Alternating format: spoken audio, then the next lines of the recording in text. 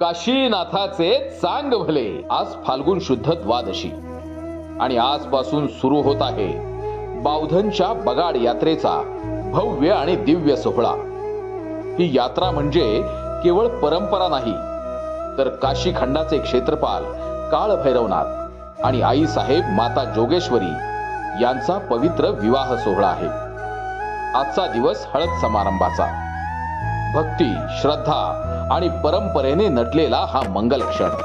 बावधन गावातील भवानी आईच्या मंदिरापासून काठ्या निघतात. ती पोहोचते जननी आई मंदिरात. तेथून गावातील नाभिक समाजातील बांधव लोखंडी दिवटी मनगटावर टोचतात. काठी आणि ज्योत हातात घेऊन ग्रामस्थ वाजत गाजत भैरवनाथाच्या मंदिराकडे प्रस्थान करतात. जणू भैरवनाथाच्या दोन्ही भगिनी काठी आणि दिवटीच्या रूपानं भावाला हळद लावण्यासाठी येत आहेत. अशी भक्तांची अखंड श्रद्धा. बगाड यात्रा हीच आहे बावधनची ओळख. एकीची, परंपरेची आणि मान सन्मानाची. या यात्रेत प्रत्येक समाजाला आपली जबाबदारी, प्रत्येक घटकाला आपला मान दिलेला आहे. ही रीत पिढ्यानपिढ्या चालत आलेली शिस्तबद्ध परंपरा आहे.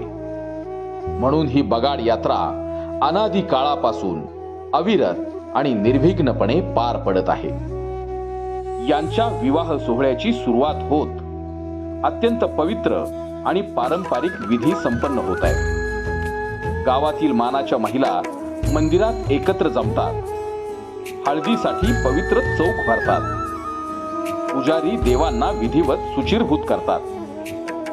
मानाच्या महिला सर्वप्रथम देवांना हळद लावतात.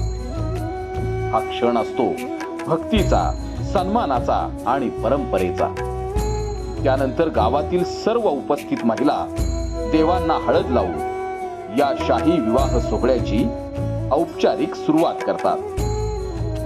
हा केवळ विधी नसतो, तो असतो गावच्या सामूहिक श्रद्धेचा उत्सव. याच दिवशी एक अनोखा प्रतिकात्मक विधी पार पडतो.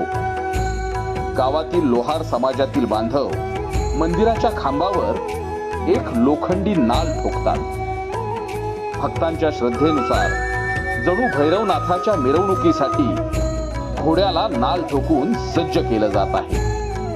विवाह सोहळ्यासाठी भैरवनाथांच्या घोड्याला सुचिरभूत करण्याचा एक प्रातिनिधिक आणि पारंपरिक संकेत. आजपासून बावधनच्या बगाड यात्रेतील प्रत्येक क्षण